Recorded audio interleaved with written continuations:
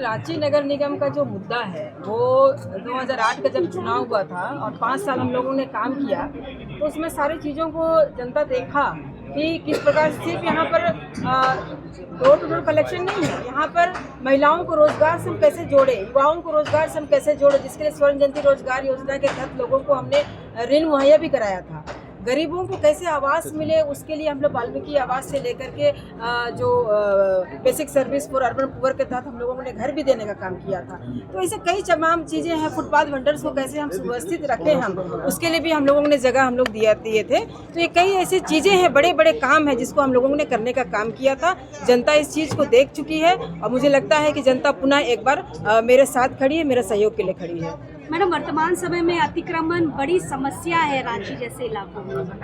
देखिए, अतिक्रमण उसकी चीज़ों को हम लोगों भी देख रहे हैं। पहले भी ये अतिक्रमण होता था और अतिक्रमण जैसे कुछ जगहों पे विशेष पर हुआ है तो उसको हम लोग जो वर्षों से रह रहे हैं वैसे लोगों को हम लोगों ने घर बना के देने का काम भी किया था, जो जिसका प्रमाण भी आप देख रहे हैं कि मधुकम में रुगड़ीगढ़ा में लोगों का घर बना हुआ है। तो पुनः अभी हम तो थे नहीं 10 साल, अब पुनः अगर जनता सहयोग करेगी तो उसके लिए एक बड़ा व्यापक रूपरेखा बनाएंगे हम लोग। उसके बाद उन लोगों को हम किस प्रकार से सजाएंगे, रखेंगे, वो हम लोग आने के बाद करेंगे। खादगड़ा बस स्टैंड के पीछे जो बहुत बस्ती है वो पूरा ही अतिक्रमण के अंदर आया और वो कई सालों से वो लोग रह रहे थे, उसको उजाड़ दिया। वो मुझे पता है। अब एक बार फिर से ये कार्य हुआ था जिसमें हम लोग उसको रोकने का हम लोग काम किए थे, क्योंकि अभी 2 साल से हाउस बिल्कुल नहीं था तो सारा अफसर लोग ही सारा निर्णय ले रहे थे। हाउस आने के बाद निश्चित रूप से हाउस निर्णय लेगा कि वैसे लोगों को हम कहाँ रखें, कहाँ बसाएं।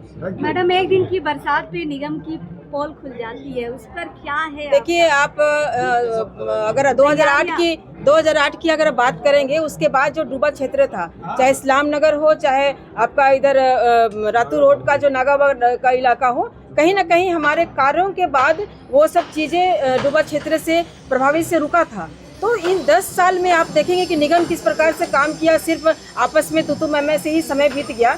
अगर आने के बाद अभी 2 साल से सीट खाली है, अगर फिर से जनता हम चुन करके आते हैं तो एक व्यापक विजन हमारे जहन में है जिसको हम इम्प्लीमेंट करेंगे। अगर आप जीत कर आती है तो आपकी आगे की रणनीति क्या होगी? वो रणनीति आने के बाद हम। मैडम, टक्कर में कौन है आप? देखिए, मैदान में हम हैं और जनता जिसको चुनेगी, है ना। तो ये थी रमा खलखो, कांग्रेस की तरफ से इन्हें मेयर पद के लिए उम्मीदवार बनाया गया है। अब देखना ये होगा कि जनता इन पर कितना भरोसा जताती है। आपको बता दें कि रमा खलखो पहले मेयर के चुनाव में मेयर रह चुकी हैं और 10 साल के बाद दोबारा एक बार फिर से मैदान में हैं। और इन्हीं के खिलाफ अगर सशक्त कैंडिडेट के रूप में देखा जाए तो रोशनी खलखो, जिन्हें बीजेपी ने मेयर पद का उम्मीदवार बनाया है, वो कल नामांकन करेंगी।